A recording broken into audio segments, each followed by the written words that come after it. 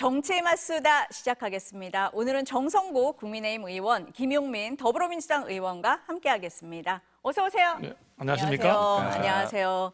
두 분과 함께하는 건 처음인 것 같습니다. 네. 먼저 왜 갑자기 어제 얘기부터 좀 해볼게요. 12.3 비상계엄 당시 계엄군이 국회 본청 일부 전력을 차단한 사실이 확인이 됐습니다. 민주당이 어제 국회 CCTV 영상을 공개를 했는데요. 이 화면을 보면 계엄군이 새벽 1시 1분쯤에 지하 1층으로 내려간 뒤에 분전한 문을 여는 모습이 담겼고 이후 지하 1층 통로 조명이 꺼졌습니다. 본회의장에서 비상계엄 해제 요구 결의안이 통과된 지 불과 5분 뒤에 일어난 일인데요. 먼저 관련 발언부터 들어보시겠습니다. 현재 국회에 잔류하는 것은 지금부터 당신들은 불법이다. 모든 것이 CCTV로 촬영되고 있다는 것을 계엄군에게 설명하고 있습니다.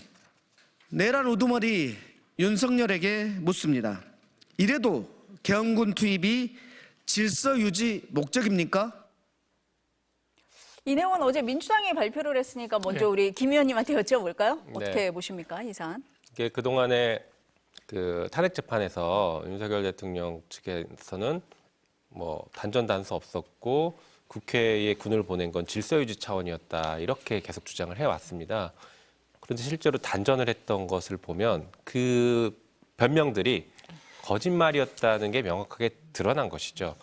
게다가 저 단전했을 때 시간이 1시 01분이었는데 저희가 1시 01분에 그 해제안을 가결했거든요.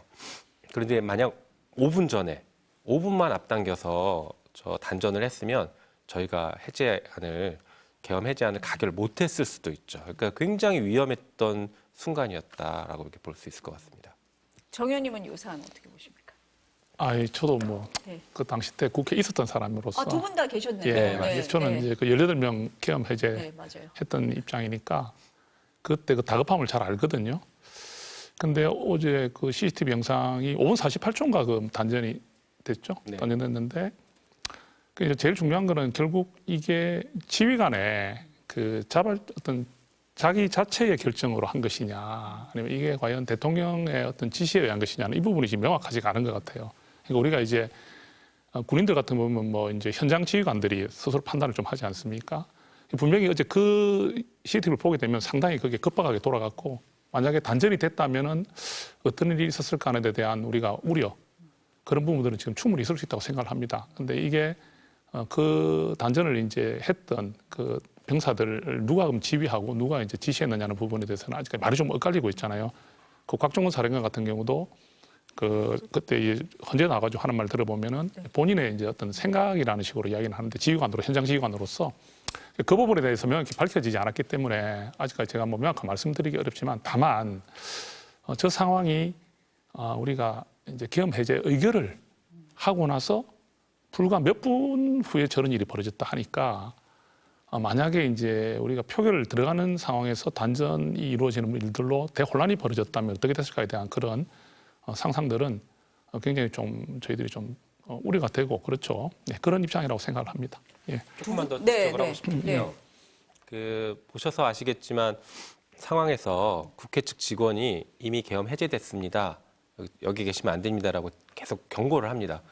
그럼에도 불구하고 무시하고 들어가서 단전을 했다라는 것이 의미심장한 대목이고 그걸 보면은 2차, 3차 계엄을 준비했었다라고 얘기가 나오는 것들이 혹시 그 같은 흐름에서 저렇게 단전을 했던 것 아닐까라는 그런 의심과 두려움이 좀 생기는 대목인 것이죠. 그래서 이 부분 좀 지적해야 될 것 같습니다. 두 분 다 당시에 본회의장에 계셨기 때문에 누구보다 그날에 긴박했던 그 상황을 더 잘 느끼시기 때문에 이렇게 말씀을 하시는 것 같아요. 그런데 정 의원님 말씀하셨듯이 그러면은 단전 지시는 누가 했느냐 이제 이 부분에 대해서 이제 의문을 제기하셨는데 윤석열 대통령 측에서는 국회 단전 지시한 적 없다라고 주장을 할 때 이 증언을 근거로 합니다. 의원님이 말씀하신 내용인데요. 한번 들어보실까요? 전기 차단하는 것은 제가 얘기했습니다. 다른 사람부터 지시받은 건 없는 거죠. 김용인 전 장관이나 대통령 얘기하신 게 아니고 그 상황에서 그 방법을 찾다 보니까 전기라도 뭐 차단하는 방법 없겠냐 이렇게 말씀하셔서 그럼 찾아보겠다. 그러면서 지하 1층으로 이동했습니다. 정 의원님 말씀대로 요 대목만 들어보면은 윤 대통령이 지시를 했다는 증거는 없지 않냐 예, 그런 것 이렇게 같아요. 얘기를 할 수 있는데 그런데 또 뒷부분에 보면은 의원들 예. 끌어내라는 지시가 있은 다음에 어떤 방법이 있을까를 논의했다라는 예, 거잖아요. 예, 예. 어떻게 봐야 될까요, 이 부분을? 그러니까 이게 지금 워낙 또 급박하게 돌아가고 그날 지휘관들도 제가 지금 생각을 해보더라도 우리가 이제 사병으로 생활하는 것도 그런 지시 받을 때는 막 굉장히 긴장이 되고 하는데 이게 계엄이라는 초유의 일이냐 일이 벌어졌을 때 현장 지휘관 우리가 장성이나 이런 분들이 얼마나 다급하게 이런 이야기를 듣고 좀 우왕좌왕했을지 좀 상상은 돼요. 그러면 지금 곽종근 사령관의 말이 뭐가 진실인지를 우리가 알 수는 없지만 일단 그러면 이제 의원들을 끌어내라는 형태로 지시를 받았다 생각한다면 이 끌어낼 수 있는 방법이 어떻게 그럼 했을 때 말 그대로 뭐 문을 부수고 들어가야 되느냐 아니면 불부터 끄고야 되느냐 이 작전을 지시받은 분들은 뭐 여러 생각을 할 수밖에 없잖아요. 근데 그런 방법 중에서 단전이 있을 것이다 생각했을 수도 있겠죠. 그래서 이제 밑에 일단 뭐 군인은 또 명령에 복종하는 또 입장이다 보니까 이제 그런 부분에서 일단 내가 이 명을 받아서 처리를 해야 되겠다는 생각에 그걸 뭐 단전을 해라 이렇게 지시는 안 했다 하더라도 그 대통령 그 명령을 이행하는 군인의 입장에서는 그런 부분에 대해서 행동을 좀 옮겨야 되지 않느냐는 또 부담도 있었지 않겠나는 생각을 해볼 수가 있거든요. 그래서 지금 그 사실관계는 우리가 지금 아직 규명이 안 돼서 제가 말씀드릴 수는 없지만 다만 저런 일들이 상당히 좀 어찌 보면 좀 위험한 일이었다. 예, 그리고 또 현장에 있었던 분들로서 얼마나 지금 굉장히 힘든 상황이었을까 판단이라든지 이행이. 그래서 우리가 이 계엄의 일이 이렇게 지금 많은 지금 이야기들을 낳고 있는데 지금은 사실관계가 파악되지 않았기 때문에 제가 그 이상은 말씀드릴 수가 없지만 그날 그 굉장히 긴박했던 상황들이 지금 저도 많이 느껴집니다. 네. 예. 어떻게 보셨어요, 김 의원님은? 일단 단전 가능성에 대해서는 네. 저희가 이제 그날 표결을 하러 가는 네. 상황에서도 체크를 했습니다. 계엄군이 들어오면 단전부터 할 것이다. 대책이 그런 얘기가 있었어요? 네, 그래서 예, 그 국회 사무처 측에도 확인을 했고 비상전력이 있습니다. 이런 말씀도 하시더라고요. 근데 비상전력까지 단전할 가능성이 있어서 저희가 단전될 수도 있다라는 생각을 하고 표결에 들어간 건 맞습니다. 그리고 실제 군인들이 야간 투시경 다 가지고 오지 않았습니까? 단전을 전제하고 염두에 두고 온 것이다라고 저는 보고 있습니다. 한편 그 곽종근 사령관은 방금 말씀하신 것처럼 자기가 판단했다, 자기가 지시했다라는 취지로는 얘기하셨는데 그러면 곽종근 사령관이 그런 판단을 하게 만든 상위 지시는 뭐였느냐? 그게 중요하죠. 대통령과 김용현 장관의 일관된 지시는 국회를 봉쇄해라, 인원을 끄집어내라. 그래서 표결을 못하게 막아라라는 일관된 지시를 했습니다. 그러다 보니까 그 지시를 이행하기 위해서 단전이라는 방법까지 고민을 했을 거라고 저는 생각합니다. 의원님 말씀을 하신 것처럼 이제 윤석열 대통령 측에서 뭐 단전 단수 지시한 적 없다라고 얘기는 하는데 네. 계엄 상황에서 단전 단수 얘기 많이 나왔고 지난번 헌재에 나왔던 이상민 전 행안부 장관 대통령 집무실에서 언론사 단전 단수 문건을 멀리서 봤다 이런 얘기도 했잖아요. 예, 예. 그러니까 이게 안 나왔던 얘기는 아닌 거예요. 계속 나오기는 했거든요. 그게 대상이 지금 뭐 국회인지 아까 말한 대로 뭐 선관인지 이런 부분에 대해서 명확하지 그렇죠. 않기 때문에 사실은 이제 이번에 이 계엄이 좀 문제가 되는 것은 국회가 계엄의 대상이 아니라는 거잖아요. 예, 저도 지금 우리 국민의 입장에서도 지금 우리가 적극 방어를 좀 해야 되는 부분에서 좀 부족한 부분이 계엄의 대상에서 행정부와 사법부가 해당되지 입법부가 해당되지 않거든요. 그렇다면 그 해당되지 않는 입법부에 군을 투입한 부분에 대해서 저희들이 굉장히 좀 부담스러운 부분이에요.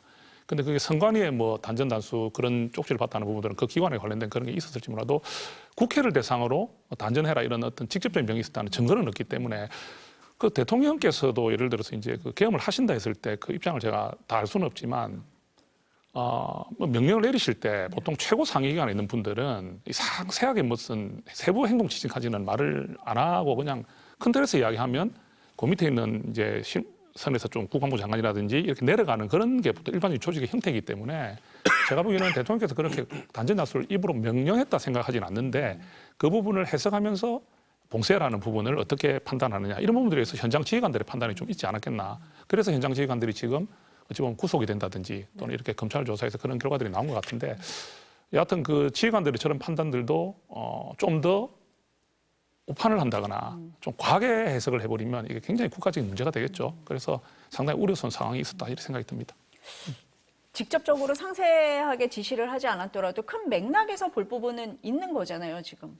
그런 이제 추측의 단계라 생각이 네. 들어요. 아, 그 부분, 예, 부분은? 그런 부분을 말하기는 지금 아무래도 그 최고지휘계 통해서 내려오는 명령은 그 확인이 안 된 상태에서 그 상황과 그 긴급함, 그다음 그 워딩의 스타일 이런 것들이 뭐 다 이유가 좀 있기 때문에 그걸 저희가 좀 해석하기는 좀 어렵지 않겠나 하는 생각을 좀 드려봅니다. 이제 네. 조직 범죄가 네. 발생했을 때 조직 범죄의 책임을 조직 범죄 그 수괴에게 책임을 묻는 방법이 우리 이제 법원 판례가 확립이 돼 있습니다. 공모공동정범이라는 이론이 있거든요.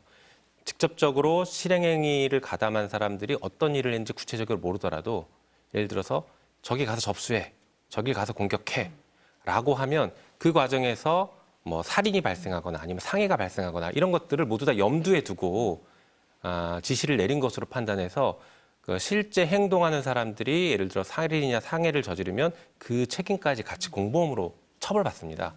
그래서 지금 말씀하신 것처럼 최상위 단위에서 국회를 봉쇄하고 경우에 따라서는 단전도 하고 국회의원을 끄집어내고 뭐 이런 여러 가지를 그 직접 세세하게 지시하지 않았더라도 법적으로는 현장에서 발생하는 모든 불법 행위에 대해서 최종적인 책임을 다 지게 돼 있습니다. 그러니까 헌재 뭐 탄핵 심판이라든지 뭐 형사 재판에서도 이런 부분들을 다 짚어볼 거다 이렇게 네. 보시는 것 같습니다. 예.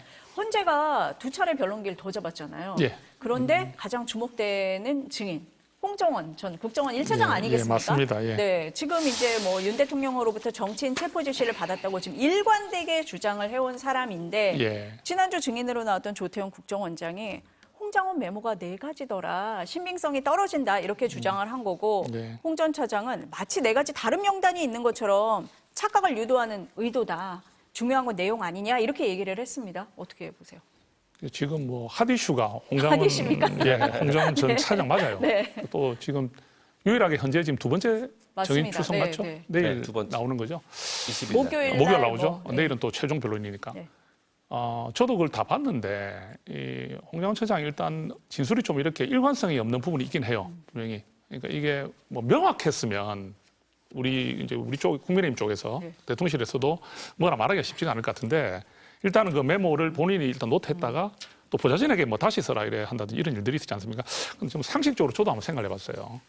제가 예를 들어서 뭐 어떤 대표나 원내대표 뭐 이렇게 뭐 연락을 받아서 뭐 급하게 써야 되는 일 일단 메모한다 친다면은 그 메모를 이래 써서 가지고 있는데 이거를 제가 다시 노트를 하는 경우는 있어도 제가 급하게 노트한 거를 보좌진이 써라 다시 써봐라 이렇게는 좀 잘 안 하는 것 같아요. 그러니까 이게 그런 경우 없다고 생각하는 게 아니라 제가 이제 상식적으로 봤을 때 내가 만약에 저 홍장훈이었으면 어떻게 생각해 보면 그런 것 같거든요. 아니 내가 지금 급하게 이렇게 빠른 글씨로 내 글씨처럼 이렇게 써서 남들이 봤을 때 못 알아볼 수도 있는 글도 있는데 내만이 알아볼 수 있는 글도 있는 것은 내가 다시 쓰면 되거든요. 네. 근데 그거를 굳이 보좌진을 불러서 써라 했다. 이런 부분들이 조금 좀 이상하긴 하죠. 근데 이제 그래도 또 저희들이 또 분명히 또 새겨봐야 될 부분은 체포조에 불러진 그 명단의 그 이름들이 좀 일관되게 나오는 부분들은 있고 또 조지호 경찰청장이 그 이제 그런 말을 했지 않습니까? 경찰조사에서 그 방첩사령관 여인영 방첩사령관으로부터 정치인이 포함된 15명의 명단을 이제 불러주었다 이런 거를 이제 했거든요. 말을 했거든요. 검찰 조사에서. 그러니까 체포조가 있었던 것 같다는 이제 추측은 많이 하게 되는 것 같아요. 그래서 근데 그 안에서 말씀드린 대로 홍장원의 메모가 얼마나 신빙성 있는지는 네. 조금 더 목요일 있을 그 정도 좀 봐야 될 것 같습니다. 목요일 날 나오면은 더 봐야 된다. 본인도 또 더 확실히 네, 한번 이야기하겠다 네, 했으니 네, 네. 어떤 말을 하는지 저도 한번 들어보고 싶습니다. 어떻게 네. 보세요, 김 의원님은? 저는 이제 좀 네. 다른 입장인데요. 방금 말씀하신 것처럼 조지호 청장의 얘기와 일치한다라는 건 저도 동의하고 그게 이제 굉장히 중요한 신빙성을 판단하는 데 있어서 중요한 부분이죠. 그리고 그 김대우 방첩사 수사단장이 얘기했던 체포조 명단과도 거의 일치를 하고요. 더 중요한 건 최근에 확인된 노상원 수첩에 등장하는 사람들과도 대부분 다 일치합니다. 그래서 그렇게 받아 적고 메모한 그 명단 자체의 신빙성은 상당히 높다라고 저는 평가합니다. 다만 그 의원님 지금 지적하신 것처럼 보좌관이 쓴 게 이례적인 것 같다. 일반적인 경우에 저도 이례적이라고 볼 수 있을 것 같은데 이 케이스에서는 홍장원 전 차장이 증인을 한 명 더 확보하려고 일부러 그랬지 않을까라고 좀 추측을 오히려. 해봅니다. 예. 자기가 그 메모를 쓰고 그 메모를 얘기를 하는 것보다 내가 이 메모를 쓴 것을 보좌관이 한 번 더 쓰게 하면서 내가 들은 얘기인데 다시 한번 정리해보자 해서 증인을 그 긴박한 상황을 다시 한번 공유를 하려고 했던 게 아닐까라는 생각이 좀 듭니다. 좋게 해석하면. 아무튼 중요한 건요. 이 홍장원 전 차장의 메모가 이 탄핵을 가르는 결정적인 증거인 것처럼 지금 잘못 알려졌는데요. 그렇지 않습니다. 이 탄핵 재판의 탄핵 사유는 쟁점은 4가지입니다. 이 탄핵안 제가 썼기 때문에 누구보다 잘 아는데요. 계엄 선포가 위헌 위법인지, 그다음에 포고령 1호가 위헌 위법인지, 그다음에 3번째가 군과 경찰을 동원해서 국회를 봉쇄하고 표결을 방해했는지입니다. 4번째가 계엄군이 선관위에 가서 영장 없이 압수수색을 했다. 이게 4가지 쟁점입니다. 이 4가지 쟁점은 이미 이 홍장원 전 차장의 메모랑 상관없이 다 인정이 됐습니다. 심지어 이 부분에 여기에 상당수는 윤석열 대통령이 스스로 자백을 한 부분이 많이 있어요. 예를 들면 포고령 같은 경우에 상위법이 위반됐다. 본인 입으로 다 말씀하셨거든요. 그래서 이 탄핵 사유 4가지는 사실 거의 다 입증이 된 상태입니다. 다만 홍장원의 저 메모와 관련해서 누구를 체포해라, 누구를 끌어내라 하는 이런 것들이 지금 우리에게 굉장히 자극적으로 들리지만 그것은 이 계엄의 그리고 내란 행위의 심각성을 보여주는 정황들에 대해 관련된 증거들이지 이게 내란이냐 아니냐 혹은 탄핵 사유냐 아니냐를 가르는 결정적인 증거는 아니다. 이미 충분히 다 입증이 됐다. 이렇게 좀 먼저 좀 말씀드려야 될 것 같습니다. 저도 좀 말씀드려도 네, 되겠습니까? 네. 뭐 우리 김용인 의원님 말씀에 또 일부분 또 공감하는 부분도 있습니다. 그런데 그 방금 말씀하신 그 부분은 공감을 해요. 우리 이번에 그 지금 저희 입장에서 좀 어려운 부분은 이게 전시나 사변인 경우가 맞느냐 여기에 대해서 저희들이 과연 그 민주당의 국회의 그 어떤 일방적인 폭주라든지 뭐 부정선거 이런 것들이 계엄의 사유가 되느냐에 대한 논쟁들이 많고 거기에 대한 저희들이 또 확실한 또 우위를 점해야 되는데 그 부분은 좀 쉽지 않은 것 같고요. 그 다음에 또 국무회의가 좀 정상적으로 진행됐느냐 이런 부분에 있어서 저희가 제대로 설명이 안 되는 부분이 있긴 해요. 근데 이 체포 여부도 좀 중요한 이유는 맞습니다. 물론 그 다른 요건들도 많이 있지만 이 체포조를 운영했느냐 여부가 왜 좀 중요하다고 생각하냐면 대통령실은 지금 일관되게 질서 유지라고 이야기를 하고 있거든요. 그러니까 이 계엄을 진행시키기 위해서 우리는 질서 유지를 위해서 군을 투입했다고 지금 계속 일관되게 주장을 하고 있습니다. 그럼 질서 유지를 하려고 한 것이 체포 여부로 가버리면 우원식 국회의장이라든지 이재명 대표나 한동훈 전 대표에 대한 체포를 했다는 쪽으로 가버린다면 이게 질서 유지에서는 벗어나 버리는 일이 되는 거잖아요. 그렇기 때문에 체포조를 인정할 수가 없는 상황이죠. 그래서 이거 하나만으로 탄핵이 뭐 결정되는 건 아니지만 또 우리가 좀 약간 설명이 잘 안 되는 부분이 있다 해도 이 부분이 아니라는 것을 대통령실이 적극 방어하지 않으면 안 되는 이유가 있다고 보거든요. 그래서 저는 이 체포조가 운영이 됐냐 안 되냐는 걸로 홍장원 전 차장을 한 번 더 정인 요청하는 그 이유도 이 부분이 과연 질서 유지의 의미를 우리가 부여해 줄 수 있느냐 아니면 정말 국회를 무력으로 통제하고 계엄을 해제하지 못하게 하려고 했느냐에 대해서 조금 어떤 결정적인 사유가 될 수 있기 때문에 이 부분이 논쟁이 많이 되고 있다. 저는 이렇게 봅니다. 네, 그거 관련해서는 저는 이제 체포조를 운영했다라고 보는 입장인데요. 일단은 국회의 질서를 유지하려면 계엄군을 보내면 안 되죠. 국회는 안정적이고 아무런 문제가 없는데 계엄군과 경찰을 보냈다. 그리고 그 계엄군 사령관들이 헌재에 나와서 했던 일관된 진술이 국회 봉쇄가 임무였다고 합니다. 진술을 거부해왔던 이진우 사령관조차도 국회 봉쇄가 임무다라고 명확하게 얘기합니다. 다시 말해서 국회를 봉쇄하면 안 되는데 봉쇄했다라는 게 지금 가장 핵심이죠. 그리고 이제 체포조를 운영했는지는 아까 말씀드린 몇 가지 다른 증거들이 있기도 하고요. 그다음에 최상목 지시 문건에 사실 드러납니다. 국가 비상 입법 기구를 설치하려고 했습니다. 다시 말해서 국회를 무력화시키려고 했던 것이에요. 국회를 무력화시키려고 했던 중요한 증거가 하나 더 있죠. 계엄이 시작되기 전부터 선관위를 먼저 급습합니다. 그래서 선관위를 통해서 부정선거를 만들어내서 22대 국회를 사실상 해산시켜 놓고 국가 비상입법기구를 만들어서 거기서 새로운 법들을 만들고 그다음에 지금 삼성계엄까지 뭐 얘기가 나오긴 했지만 어쨌든 개헌을 통해서 국가 비상입법기구가 만든 이 위헌적인 법률을 합헌으로 만드는 절차까지 거치는 게 시나리오였다고 봅니다. 이게 제 얘기가 아니라 80년 5공화국 헌법, 전두환 때 5공화국 헌법을 이렇게 만들었습니다. 제가 지금 말씀드린 이 시나리오대로 만들었습니다. 그래서 체포조를 운용하고 실제 체포하고 뭔가 어떤 조치를 취하려고 했던 것들은 이 전체의 흐름에서 보면 거의 확실하다, 전혀 어색하지 않다라고 말씀드릴 수 있습니다.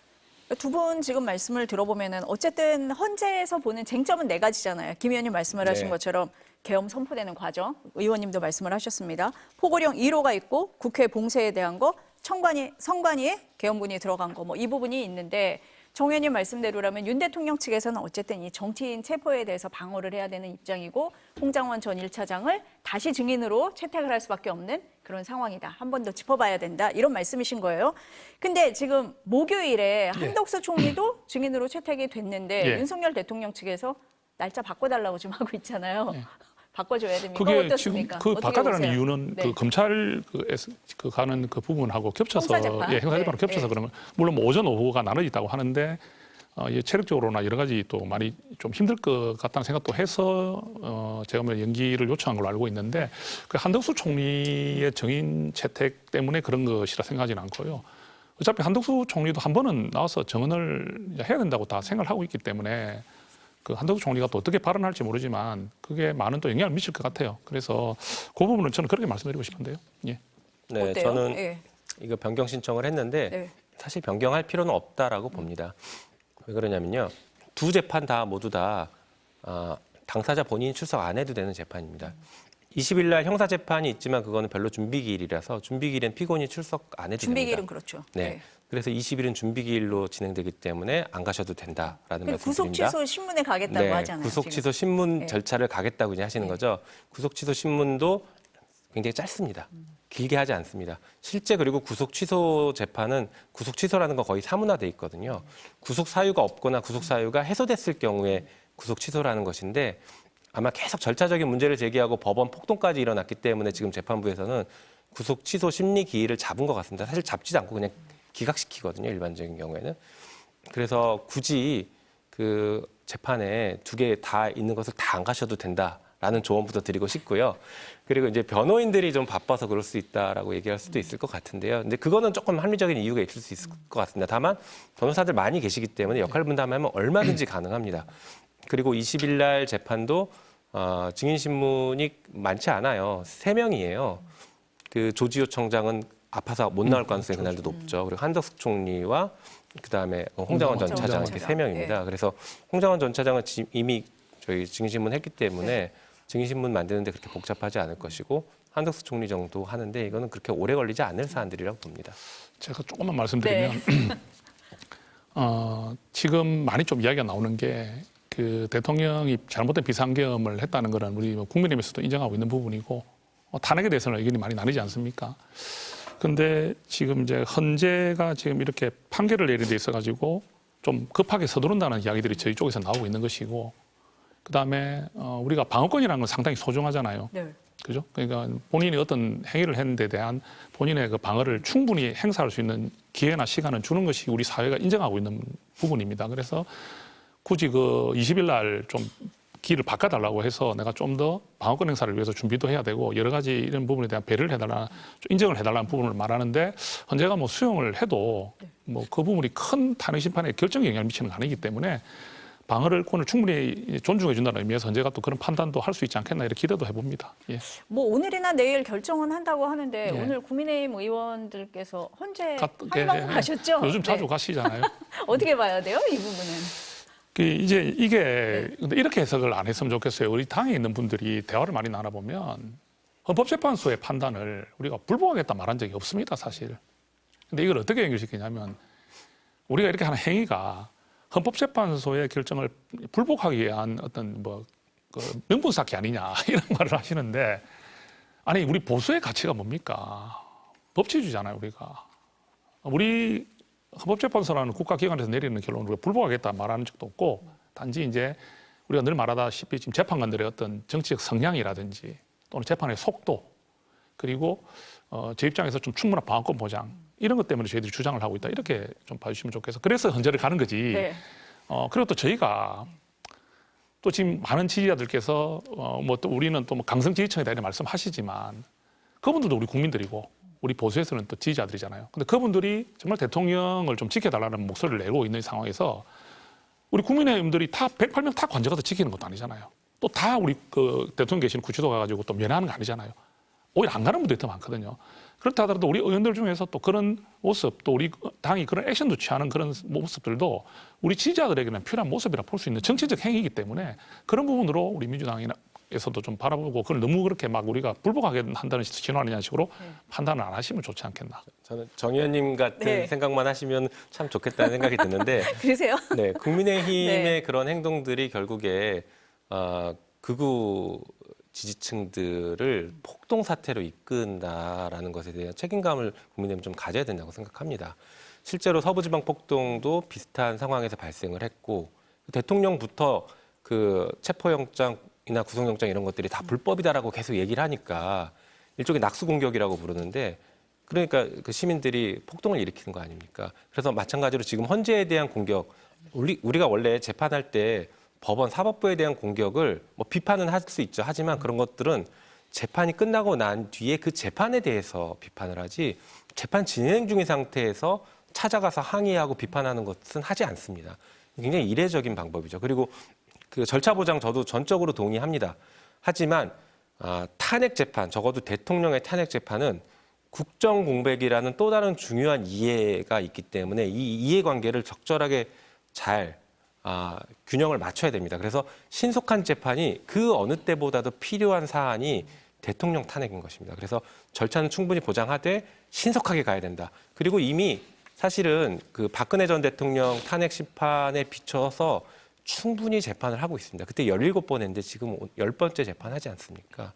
아마 한두 번 정도 더 잡을 가능성도 있어 보이는데 그러면 박근혜 전 대통령 사건에 비해서 충분히 하고 있습니다. 박근혜 전 대통령 때는 쟁점이 5가지였고요. 사건이 4개였습니다. 하지만 지금은 쟁점은 4가지지만 사건은 딱 하나입니다. 아주 간단한 사건이죠. 그래서 더 짧게 끝나도 된다라고 생각합니다. 사안에 비춰보면은 뭐 빠르게 하는 거는 아니다 이런 네, 말씀이신 것 맞습니다. 같은데요. 네, 국민의힘 안에 다양한 목소리가 있다 이렇게 말씀을 하시는 것 같은데 한동훈 대표가 움직일 것 같습니다. 한동훈 전 대표. 네. 지금 보니까 어제 SNS에 지난 2달 동안 많은 분들의 말씀을 경청하고 성찰의 시간을 가졌다. 예. 머지않아 찾아뵙겠다.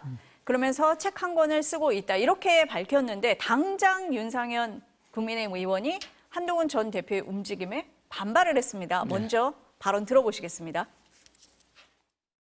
대통령의 지지율이 올라가고 또 당이 통합이 되고 또 보수가 일어나는 때 아닙니까?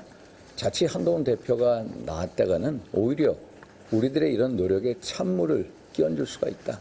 당의 짐이 되고 보수의 짐이 될 수 있다. 그래서 지금은 기지개가 켤 시간이 아닌 듯합니다. 정 의원님 어떻게 네. 보세요? 뭐 제가 보기에는 좀 적절하지 않는 말씀이신 것 같아요. 저는 이런 말씀을 먼저 드리고 싶어요. 한동훈 전 대표나 홍준표 지금 시장이나 오세훈 시장이나 다 우리 소중한 자산입니다. 우리 당에. 예, 어찌 보면 우리 이재명 대표와 치열한 경쟁을 해야 될 우리 좋은 후보를 우리는 뽑아내야 되는 그런 입장 아닙니까? 그리고 한동훈 대표에 대한 좀 비판을 하신 것 같은데 사실 저는 그 우리가 12.3 비상계엄 때 우리 김용현 의원도 같이 그때 본회의장 있었지 않습니까? 그랬죠. 그때 한동훈 대표께서 만약 그 18명을 이끌고 안 들어갔으면 어떻게 됐을까? 정말 저는 이게 대한민국이 어떻게 미래가 펼쳐졌을지 정말 예상하지 못할 정도의 대혼란이 벌어졌을 것이라고 생각을 합니다. 근데 한동훈 대표께서는 그때 바로 국민과 함께 이 잘못된 계엄을 막겠다고 하신 분이고 단호하게 뛰어가신 분 아닙니까? 그죠? 그리고 거기 18명의 의원이 동참을 했고 그렇기 때문에 저희 당이 지금요 계엄 옹호당이라는 말을 안 듣고 있는 거예요. 만약에 그때 민주당 의원들만 투표에 참여해가지고 계엄을 해제시켰다면요. 저희 당은 내란 옹호가 아니라 계엄 옹호까지 덮어쓰게 되는 계엄 옹호당이라는 그 굴레로부터 아마 훨씬 더 큰 아마 우리가 저항을 받았을 겁니다. 그때 지금은 이제 여론이 많이 좀 반전이 됐다 하지만 이게 계엄 사태가 났을 때 아마 탄핵 찬성이 일관적으로 나온 비율이 한 75대 20 정도 나왔거든요. 탄핵 한 75 찬성. 근데 탄핵이 압도적으로 많았지 않습니까? 그래 많아서 지금 여론이 조금 이렇게 보수 결집으로 인해서 이게 줄어들었다 하지만 아직도 여전히 탄핵에 대해서 찬성하는 비율이 한 20% 가까이 높습니다. 그러면 우리 당이 지금 이렇게 반전의 계기를 만들고 또 우리 보수가 다시 한 번 더 결집하고 또 민주당의 그런 실정을 이렇게 부각시키면서 이렇게 할 수 있었던 그 바탕을 누가 만들었다고 생각하느냐. 한동훈 대표의 그날의 그 행적이 없었다면은 우리 당은 거기서 자멸했을 수 있다고 저는 생각을 합니다.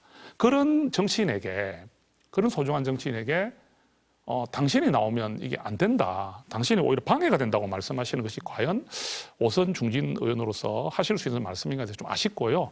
그래서 뭐 한동훈 전 대표께서 뜻을 다 다르게 하시는 우리 분들에게 뭐 억지로 나를 도와라 하지 않잖아요. 뭐 더 훌륭한 후보가 있다면 그분들을 도울 수도 있는 거고 하지만 사실 후보들을 서로 존중해야 되는 거 아니겠습니까? 지금 민주당도 뭐 이재명 대표 있지만 다른 후보들 지금 거론되는 분들 지금 거론이 되잖아요. 그런 것처럼 우리 당에서 충분히 훌륭한 후보로 거론될 수 있는 분에 대해서 저렇게 표현하시는 부분은 좀 아쉽다. 적절하지 않다. 저는 그렇게 생각합니다. 김 의원님은 이거 모처럼 어떻게 비슷한 얘기가 될 것 같은데요. 저도 조금 전에 말씀하신 그 12월 3일 계엄의 밤에 저희는 내란의 밤이라고도 부르지만 어쨌든 그 비상계엄을 해제하기 위해서 들어왔던 한동훈 대표와 우리 정 의원님 포함한 18명의 국민의힘 의원들에게 지금도 굉장히 그 존경의 박수를, 감사의 박수를 보냅니다. 그때 대한민국을 함께 살렸어요. 그리고 말씀하신 것처럼 그래서 국민의힘이 지금까지 버틸 수 있는 버팀목을 그분들이 만드신 겁니다. 그래서 지금 국민의힘은 오히려 그 18분과 한동훈 대표에게 빚이 있는 것이죠. 정치적인 큰 빚이 있다고 저는 보고 있습니다. 다만 저렇게 이제 견제구를 날리기 시작한 것인데 충분히 이해가 됩니다. 왜냐하면 지금 국민의힘에서는 사실 본심은 당권 경쟁에 가 있는 것 아닐까라는 생각이 듭니다. 뭐 저는 우리 당에서는 공식적으로 조기 대선 얘기조차 안 하고 있고 그렇긴 한데 만약에 이제 조기 대선을 염두에 둔다라고 국민의힘이 먼저 이제 얘기하고 있는 부분이라도 염두에 둔다면 저분들이 대선을 만약에 치른다면 저렇게 과연 왜 저럴까 싶은 극우적인 행동들과 발언들을 뭐 윤상현 의원이라는 분들이 하고 있거든요. 극단적인 발언들을 하고 있습니다. 극우 집회 가서 발언하시고 절하고 막 이러지 않습니까? 왜 저러실까 되게 이상했는데 저게 당권 경쟁용이다라고 하면 다 이해가 됩니다. 이게 나중에 당권을 장악하기 위해서는 그 보수의 절대적인 지지층에게 행보를 보여야 되고 내가 우리 윤석열 대통령을 이렇게 지키기 위해서 노력했습니다. 라는 것을 지금 보여야 나중에 당권 경쟁에서 유리한 고지를 차지할 수 있다라는 판단에서 저렇게 행동을 하는 것이라고 저는 뭐 보여집니다. 그에 반해서 한동훈 전 대표는 그것보다는 이 계엄 사태와 내란 사태를 극복하려고 하는 모습을 한번 보였고 앞으로 이제 향후 행보가 그거 극복하려는 행보로 진짜 국민들 속으로 들어가는지 아니면 방향을 갑자기 바꿔서 윤석열 대통령을 옹호하는 방향으로 가는지 이건 좀 지켜봐야 될 것 같은데 어쨌든 간 그래서 견제를 받는 것이 아닐까 이런 생각이 듭니다. 그리고 지금 새롭게 나와서 새로운 정치 행보를 하는 것은 뭐 여야 모두 좀 주목해서 봐야 될 대목이라고 생각합니다. 두 분 모두 근데 조기 대선이라는 말을 안 쓰시려고 하지만 분위기는 이미 가고 있는 거 아닙니까? 의원님 어때요? 지금 뭐 오세훈 서울시장이라든지 유승민 전 의원, 뭐 홍준표 시장, 뭐 김문수 장관 뭐 다 움직이는 거 아닙니까? 그 말을 못할 뿐이지. 말을 못할 뿐이지. 그 민주당보다 그 저희 당이 더 말을 못하죠. 그 저희는 지금 뭐 일단 대통령 탄핵 인용이 기각이냐 인용이냐가 일단 남아 있기 때문에.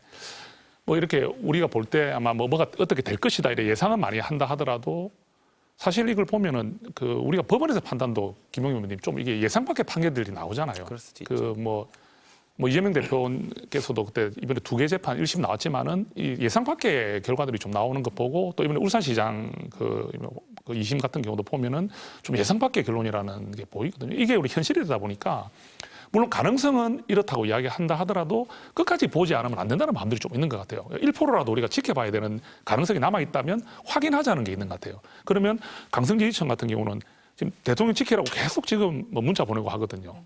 근데 그분들의 표도 소중하잖아요. 근데 우리가 벌써 뭐 대통령이 탄핵이 되고 조기 대선이 이루어진다는 듯한 뉘앙스를 우리 당이 먼저 보여줘 버리면 우리 강성지지청들이 봤을 때 어떻게 국민의 의원들이 이렇게 할 수 있느냐 이렇게 이제 비판이 막 올 수밖에 없기 때문에 공식적으로 말을 할 수 없는 거고 다만 그래도 저희들이 눈에 보이지 않게 또 표가 나지 않게는 어느 정도 이 대비 뭐든지 대비가 필요하지 않습니까? 우리가 어떤 상황을 이렇게 대비 없이 기다리고 있다가 더 큰 목표를 놓치면 안 되지 않습니까? 그래서 거기에 대해서는 저희들이 조심스럽게 접근하고 있다. 뭐 모든 후보들이 다 그런 지금 행보를 보이고 있다고 생각합니다. 저희도 뭐 조기 대선 공식적으로 얘기는 전혀 안 하고 있습니다. 공식적으로는 그리고 저도 이제 원내 이제 뭐 지도부에 있긴 한데 어떻게든 인용이 될 수 있도록 탄핵이 인용될 수 있도록 그 당력과 저희 모든 역량을 좀 집중하고 있거든요. 근데 이제 밖에서는 저희의 어떤 행보들을 다 조기 대선을 염두에 둔 것으로 이제 해석들을 하시는 것들이 있긴 있죠. 한편 그 아까 뭐 판결의 의외성들 말씀하셨는데 저는 이제 노상원 수첩의 A급 수거 대상으로 제가 들어있더라고요. 이게 탄핵이 기각되면 저는 바로 수거될 것 같습니다. 그래서 저를 살리기 위해서라도 탄핵이 인용되게 우리 의원님들도 좀 안에서 역할을 해주셔야 되는 거 아닐까 싶습니다. 사실 이게 우스갯소리지만 이게 나라가 어떻게 될지 모릅니다. 정말 절단 날 수 있습니다. 만약에 탄핵이 기각된다라고 하면 제2, 제3의 계엄 계속 선포하면서 나라가 절단납니다. 정말 많은 사람들이 피를 흘리게 될 것 같아요. 그래서 우리 뭐 판결의 의외성도 있을 수 있지만 여기선 절대 안 된다라는 생각을 좀 가지고 정치에 임하도록 하겠습니다. A급 수거 대상의 발언이었습니다. 지금 조기 대선 행보 말씀을 하시니까 민주당 이재명 대표도 뭐 중도 확장에 나섰다. 조기 대선 행보다 뭐 이런 얘기 많이 나오잖아요. 상속세 얘기 때문에 더 그런데요. 관련 발언 한번 들어보실까요? 지금 28년 전에 만든 면세 기준, 배우자 또는 기초공제 각 5억씩 10억까지 이게 지금 28년이 지났습니다. 그 사이에 물가도 올랐는데 집값도 올랐는데 그 기준을 그대로 유지하니까 아무것도 늘어난 거 없이 세금이 늘어난 겁니다. 국민의힘이 민주당이 무슨 우클릭을 했느니 자꾸 무슨 변화를 하느니 그런 얘기를 합니다.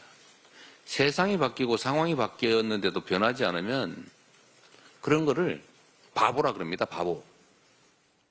이건 우리 김용민 의원님부터. 네. 뭐 이제 민주당이 우클릭했다라고 말씀하시지만 사실은 저희는 중도 실용주의를 계속 표방을 해왔고 당에서도 중산층과 서민을 위한 정당이라고 당원 강령에 다 나와 있습니다. 그래서 그 입장을 계속 견지하고 있습니다. 그리고 저희가 이제 그 성장을 얘기를 하니까 민주당이 바뀐 거 아니야? 물론 이제 바뀌었다고 평가하실 수도 있겠지만 저희가 민주당이 그 김대중 대통령도 계속 주장하셨고 강조하셨던 게 민주주의와 자본주의, 자유시장 경제주의를 같이 발전시키자입니다. 그래서 자유시장 경제주의가 발전할수록 민주주의가 더 공고해지고 민주주의가 더 공고해질수록 자유시장 경제가 발전한다. 서로 상관관계로 좋은 효과, 좋은 영향을 준다라는 게 민주당의 일관된 입장이었거든요. 그런데 이제 특정 정책이나 이런 것들을 하다 보면 또 진보적인 목소리를 내기도 하고 하다 보니까 저희가 이런 문제, 뭐 세금 문제라든가 아니면 성장과 관련된 얘기를 하면 바뀐 거 아니야 이렇게 얘기하실 수도 있겠지만 저희의 입장이 크게 바뀌진 않았고 실용주의와 문제가 생겼을 때 그 문제를 현장에서 듣고 풀어내겠다라는 그런 태도들은 그대로 유지하고 있다라고 보시면 좋을 것 같습니다. 그래서 대표적으로 이 상속세 문제 같은 경우에도 지금 기본 공제가 일종의 10억 정도인데 10억이면은 수도권의 집 한 채 값이 이미 10억이 넘기 때문에 그냥 집 한 채 상속받으면은 집을 팔아서 세금을 내야 되는 상황이 발생했거든요. 이거는 좀 비합리적이지 않느냐, 이제 시대 변화에 맞지 않지 않느냐라는 것을 좀 말씀드리고 이미 작년에 저희가 예산 심사할 때 부수 법안으로 상속세법 논의할 때 이 부분을 계속 주장해 왔습니다. 이게 오늘 갑자기 주장한 게 아니라 이미 작년에 이 정책을 저희가 계속 주장해 왔고 대신에 국민의힘은 상속세 최고 세율을 낮춰서 부자들 감세를 좀 해주자. 그리고 가업 승계를 하게 해주자. 이제 이런 말씀들을 하시는데 저희는 그 부분을 지금 얘기할 게 아니라 현실부터 고치자라고 해서 이 부분을 저희 계속 말씀드렸던 거죠. 작년부터 얘기했던 겁니다. 근데 민주당 안에서 이제 우클릭이라는 말을 싫어하시는 분들도 있더라고요. 이거 안 맞다 이렇게 주장하시는 분들도 있는데 당내에서 다른 목소리도 나오잖아요. 네, 당연히 나올 수 있죠. 정책과 관련해서 당에서는 다양한 목소리가 나오는 게 너무나 당연하고 저는 좋은 현상이라고 보고 있습니다. 그래서 토론 과정을 통해서 하나씩 그 해결해 나가면 되죠. 예를 들면 지금 최근에 주 52시간 그 반도체 특별법 때문에 주 52시간제를 저희가 전향적으로 한번 검토해 보려는 시도 혹은 그것을 검토하기 위한 토론 이런 것들을 열었는데 다양한 또 반대 목소리가 당내에서 나오고 또 시민사회 쪽에서 노동계 쪽에서 여러 가지 목소리들이 나오고 있기 때문에 더 숙고해야 된다. 이 부분은 더 검토를 해야 되고 더 토론이 필요하고 사회적 합의가 필요한 사안이다라고 라고 저희가 판단을 합니다. 그러니까 이런 것들의 시도들이 있어야 되는데 민주당은 뭐 이게 뭐라 그럴까 중도 실용이 아니고 뭐 진보 쪽이니까 이런 정책은 들여다보지도 않아라고 자칫 저희를 판단하시지 말고 열려 있고 성장을 위해서 그리고 모두가 다 잘 살는 세상을 만들기 위한 여러 가지 좋은 정책들, 특히 국민의힘에서 얘기하는 정책들도 저희가 수용 가능한 것들이 있으면 적극적으로 수용합니다. 그래서 공통 공약은 같이 풀어나가자라고 대선 공통 공약, 총선 공통 공약 계속 저희가 시도하고 있거든요. 그래서 그런 것들은 색안경 안 끼고 봐주시면 좋겠습니다. 색안경 안 끼고 보십니까? 어떻게 보세요? 색안경 좀 껴야죠. 껴야 됩니까? 그래야 이것도 여기 마수 아닙니까? 마수가 되는 건데. 어떻게 보세요? 지금 뭐 좋은 정책 낼 수 있고요. 또 이재명 대표께서 그런 이제 정책들을 국민들에게 드리는 거 그거는 뭐 정치인으로 하셔야 될 일 맞아요. 근데 지금 아무래도 이제 저희가 바라볼 때는 대선이 눈앞에 있고 그다음에 요즘 이재명 대표의 중도 확장성에 대한 의문들이 자꾸 이제 제기되고 이러다 보니까 우리가 대통령께서 비상계엄으로 인해서 탄핵되고 할 때만 하더라도 민주당이 뭐 정권을 거의 가져가지 않느냐는 이런 분위기가 팽배했었는데 불구하고 지금은 분위기가 많이 달라지면서 국민의힘 쪽에서도 충분히 우리가 좋은 후보를 선출하면 이재명 대표하고 승부를 할 수 있다는 분위기가 지금 사실 있지 않습니까? 그러니까 이재명 대표가 아무래도 대선이 앞둔 시점이고 또 다음 주면은 또 이제 2심의 그 결심 공판까지 나옵니다. 그러면 이런 또 부분이 있어가지고 사법리스크가 또 여전히 부담이 있기 때문에 이런 부분에 있어서 좀 그런 부분을 지우고 또 국민들에게 또 다른 어떤 이슈라든지 또 좋은 이미지를 지금 줘야 되는 사실 절박한 입장이거든요. 이게 물론 저도 인정합니다. 뭐 이런 정치적 마음만 있겠습니까? 한 나라의 대통령을 하겠다는 분이. 그렇지만 분명히 지금 말씀드리는 정치적인 목적도 없다고 볼 수 없는 거거든요. 그럼 정치적 목적이 들어가다 보면 정책이 좀 과해질 수 있는 거죠. 그리고 그게 어떤 지금 지난번에도 우리 그 반도체 특별법 52시간 예외 조항도 될 것 같이 했는데 진성준 그 정책위원장은 정말 좀 반대를 많이 했거든요. 하면서 이제 말씀까지 맞고 일하셨잖아요. 그러니까 어제 좀 보면 좀 본인의 그런 어떤 그 정치적 또 대선이란 그런 큰 물결이 있다 보니까 이 정책들이 평소보다는 좀 과하게 표출되고 또 좀 하기 어려운 것도 할 듯하게 하면서 그런 마음들을 얻어내려는 목적도 있을 거라고 볼 수밖에 없는 저희 국민의힘에서는 그렇게 비판할 수밖에 없지 않겠습니까? 그렇게 좀 말씀드리겠습니다. 색안경에 대해서 어떻게? 원래 뭐 그냥 저는 이제 선거를 염두에 두지 않고 계속 말씀드리는데 선거를 말씀하시니까 뭐 거기에 맞춤 반박을 하자면 만약에 진짜 선거가 있다라고 하면 국민들이 원하는 것들이 가장 잘 반영되는 때가 선거입니다. 선거 때 공약으로 만들어라라는 요구를 가장 잘 수용하거든요. 정치권이. 그래서 그런 의미에서 다양한 정책들을 지금 수용 가능성이 높아지고 있는 것도 사실인 건 맞습니다. 다만 이제 저희가 민주당에서 바라보는 관점은 이겁니다. 지금 우리 경제가 어렵고 민생이 어렵다라고 다 누구나 다 얘기하고 있는데 그 어려운 원인은 무엇일까? 최상목 그 부총리도 인정하지만 정치적 불확실성입니다. 정치적 불확실성 때문에 경제가 좋지 않다. 그러면 정치적 불확실성을 해소하는 것이 민생을 살리는 길이다라고 보면은 지금 민주당에서는 이 정치적 불확실성을 해소하는 관점들 이런 것들을 더 집중하는 모습을 보이는 게 사실 선거에서 유리할 수도 있습니다. 오히려 말씀하신 것처럼 우측 우클릭이나 중도 확장 외연 정책을 펴는 것은 선거를 놓고 본다면 국민들 보실 때에는 아니 지금 너무 불안한데 왜 갑자기 저 얘기를 하실까? 이렇게 생각할 수도 있습니다. 그래서 저는 선거를 염두에 두고 이런 것들을 편다라는 개념보다는 저희가 그동안 해왔던 여러 가지 정책들이 지금 눈에 더 띄는 것이고 그리고 민생과 경제 회복을 위해서 지금 필요한 처방들을 좀 빠르게 하자. 여러 가지 정책들을 제안하자라고 해서 말씀을 드리는 것들입니다. 또 말씀드릴 기회가 있습니까? 마지막 반론 기회. 예, 뭐 반론이라기보다는 네.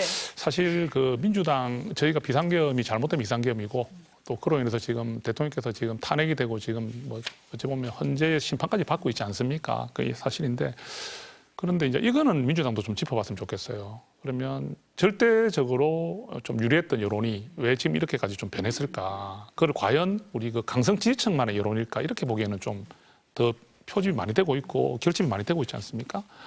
그게 그 12.3 비상계엄 이후에 민주당이 했던 그런 모습들에서 이 국가가 흔들릴 때 그 이제 집권 여당은 아니고 정부는 아니지만 170석의 의석을 가진 민주당이 정말 그 우리 국민의힘을 비판하고 정부를 비판하면서도 좀 민생 정책 그리고 이런 부분들에 대해서 좀 행동을 보여줬으면 좋았을 건데 탄핵 남발이라든지 또는 특히 한덕수 총리 탄핵이 좀 컸던 것 같아요. 그 부분은 좀 밉죠, 그죠? 말 안 듣고 이런 밉고 이런 게 또 있을 수 있지만 한덕수 총리가 만약에 탄핵되는 순간 이제 최상목 부총리까지 가버리니까 미국 같은 경우는 지금 전화조차 안 받아주지 않습니까? 우리가 대행 좋아 그러면 대행은 있을 수 있다. 근데 대행의 대행은 참 이게 보기 어려운 일이거든요.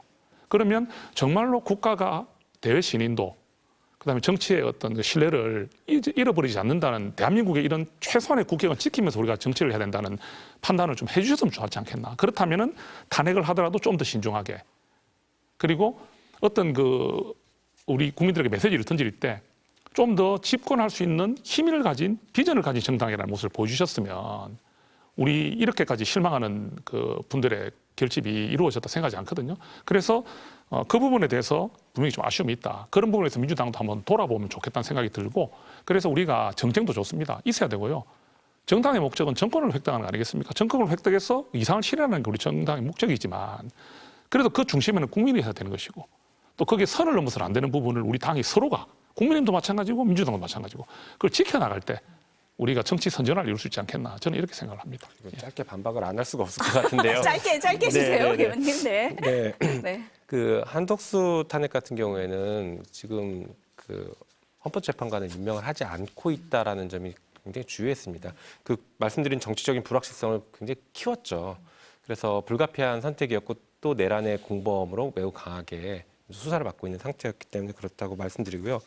뭐 여론의 변화 같은 것들은 저희도 뭐 굉장히 겸허하게 받아들이긴 하지만 반면에 여론의 변화에 대해서 너무 과신하지 않으셨으면 좋겠는 게 김문수 지금 장관이 그 국힘에서는 1위입니다. 대선 후보. 그걸 수용하시고 그걸 다 용인하시는 건지 저는 반문하고 싶어요. 아마 실제로 여론조사는 그렇지 않을 거다라고 다들 생각하실 겁니다. 그래서 지금 여론조사에서 과표집되는 부분들이 있는 부분이나 아니면은 뭐 여러 가지 이제 정치적인 변수나 이런 것들이 좀 복합적으로 좀 작용되고 있는 거 아닐까라는 생각이 듭니다. 물론 저희도 겸허하게 하겠습니다. 네. 말씀을 더 듣고 싶은데 시간이 부족해서 들을 수가 없네요. 네, 다음에 또 모시도록 하고요. 오늘 말씀은 여기까지 듣겠습니다. 감사합니다. 네, 감사합니다. 고맙습니다.